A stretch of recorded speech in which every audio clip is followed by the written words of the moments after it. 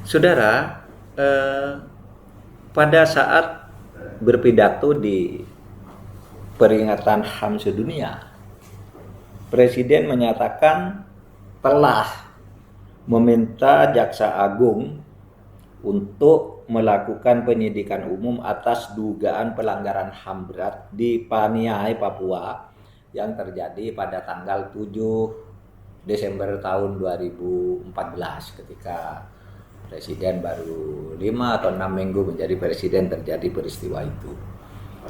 Menurut Komnas HAM, berdasar laporan baru saja nih, bulan Juni tahun lalu, tahun 2021 laporannya, peristiwanya 2014, lalu baru dilaporkan bahwa itu pelanggaran HAM berat.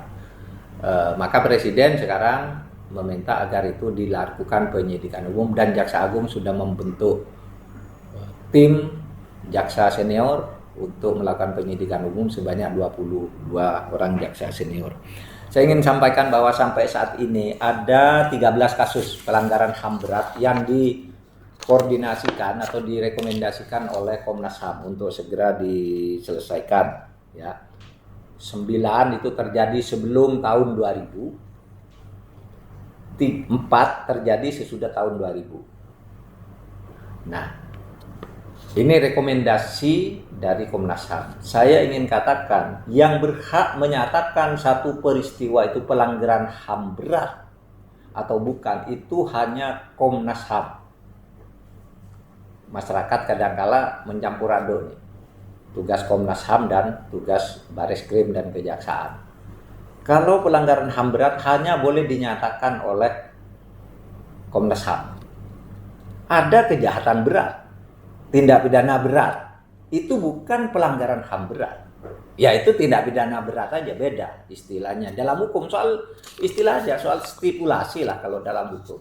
Pelanggaran HAM berat itu misalnya dalam hukum kalau setiap tindak pidana yang diancam dengan ancaman hukuman minimal 5 tahun itu dianggap kejahatan berat. Tapi kalau pelanggaran HAM berat itu adalah genosida dan kejahatan kemanusiaan, dan itu hanya ditetapkan oleh Komnas HAM.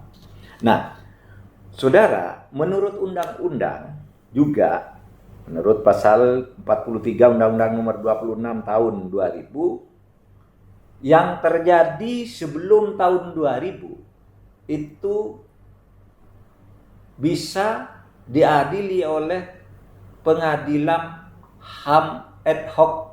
Pengadilan HAM ad hoc itu dibentuk atas usul DPR. Sedangkan yang terjadi sesudah tahun 2000, sesudah lahirnya Undang-Undang Nomor 26 itu diadili oleh pengadilan HAM. Tidak ada ad hoc-nya, pengadilan HAM.